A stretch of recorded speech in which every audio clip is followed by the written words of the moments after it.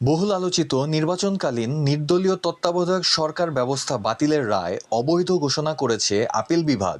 এর মধ্য দিয়ে ১৪ বছর আগে আদালতের রায় বাতিল হওয়া তত্ত্বাবধায়ক সরকার ব্যবস্থা আবারও ফিরে এলো।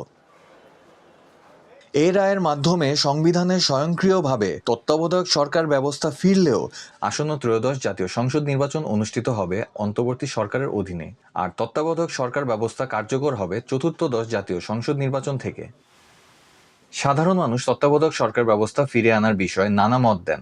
এটি অনেকে নিরপেক্ষ ও সুষ্ঠু নির্বাচনের জন্য গুরুত্বপূর্ণ মনে করেন।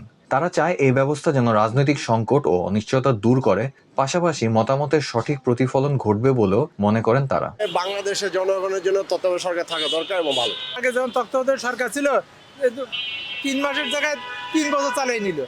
এই নিয়ে আমরা কি বলবো? কোনো রাজনৈতিক দলের অধীনে যদি নির্বাচন হয় সেটা অবশ্যই সুষ্ঠু নিরপেক্ষতা থাকে না। সেক্ষেত্রে অবশ্যই আমাদের তত্ত্বাবধায়ক সরকারের অধীনে নির্বাচন হওয়াটা খুবই গুরুত্বপূর্ণ।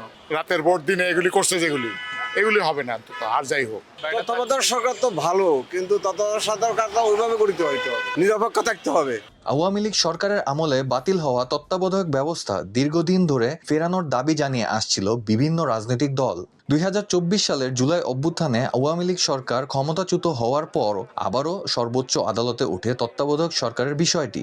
দেশের সর্বোচ্চ আদালত আপিল বিভাগ আজকে যে রায়টি দিয়েছে, আমরা মনে করি যে এটা খুশি না, খালি ঈদের দিন আমাদের মনে হচ্ছে। ত্রয়োদশ সংশোধনীর মাধ্যমে সংবিধানে যুক্ত হয়েছিল তত্ত্বাবধায়ক সরকার ব্যবস্থা। লক্ষ্য ছিল এর মধ্য দিয়ে অবাধ ও সুষ্ঠু নির্বাচন নিয়ে বাংলাদেশ রাজনীতিতে যে বিতর্ক রয়েছে তার সমাধান হবে। পরবর্তীতে এই ব্যবস্থা নিয়ে রাজনৈতিক বিতর্ক শুরু হলে ২০১১ সালে সংখ্যাগরিষ্ঠ মতামতের ভিত্তিতে সংবিধানের ত্রয়োদশ সংশোধনী বাতিলের রায় দেয় আপিল বিভাগ। কিন্তু এরপর দলীয় সরকারের অধীনে হওয়া নির্বাচনগুলো নানাভাবে বিতর্কিত হয়েছে।